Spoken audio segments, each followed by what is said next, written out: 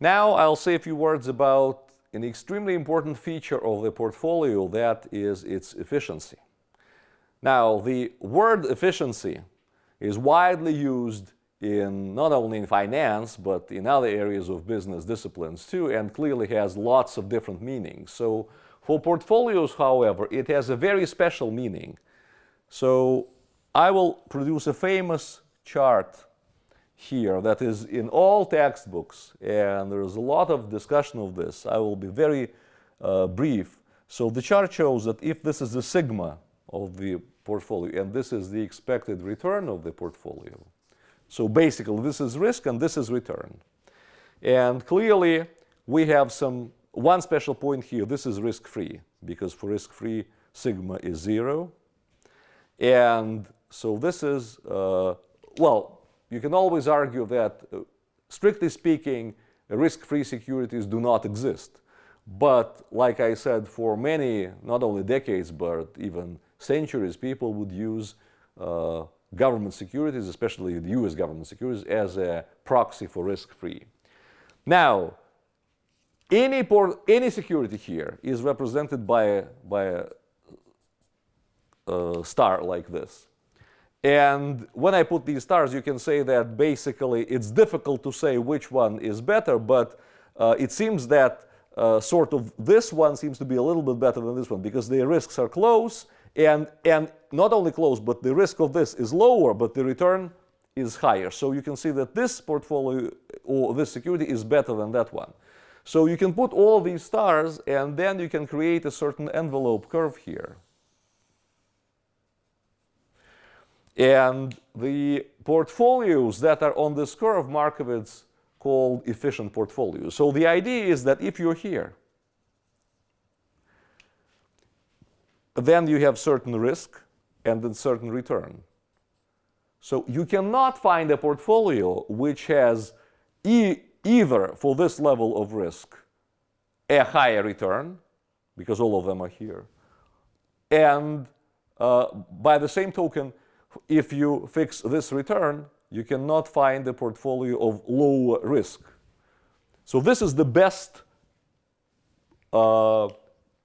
investment for your combination of preferences in this risk and return. And then, well, clearly, for example, I put that in dotted line because for all these pieces, there is a better portfolio. So basically, you have to stop somewhere here. But now see what happens.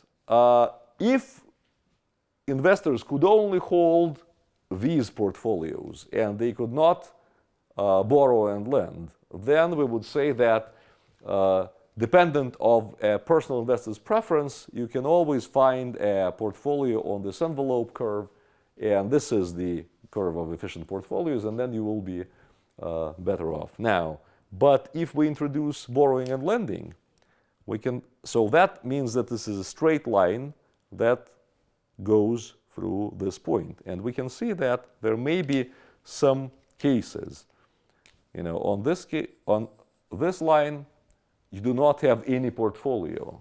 Here, you have many portfolios. And there's clearly a very special line that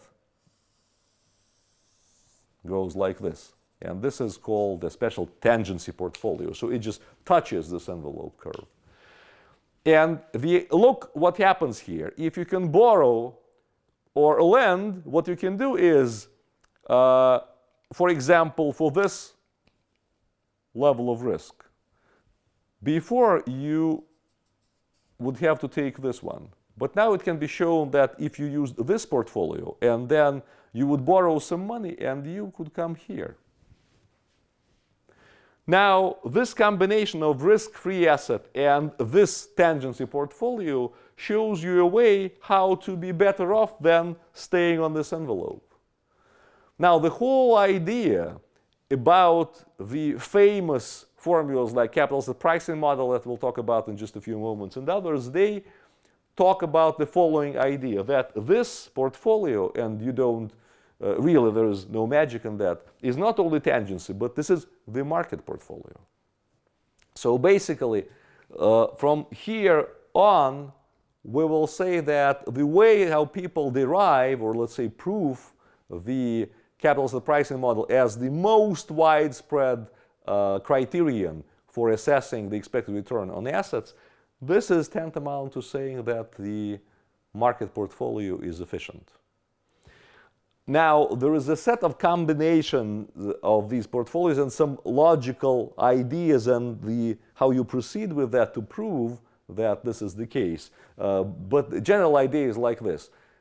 If any investor holds any portfolio that is different from the market portfolio, and this is for any way is better off, then everyone would like to hold this portfolio. And then as a result, then all the people will hold this portfolio, and then this portfolio will become the market portfolio, something like that, without going deeper, because then some of this logic may seem to be sort of strange, but it is a perfect logic and it's widely accepted conclusion.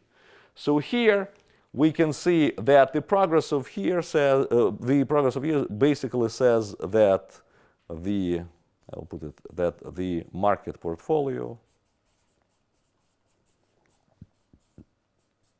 is efficient. By the way, empirical evidence has shown that the market portfolio, if we use proxies as the US stock market, is not perfectly efficient. But it remains an open question whether it's because this approach is not perfectly correct or the composition of the market portfolio is not complete. This remains an open question, and for that reason, people still take this as the primary idea, and from here they proceed.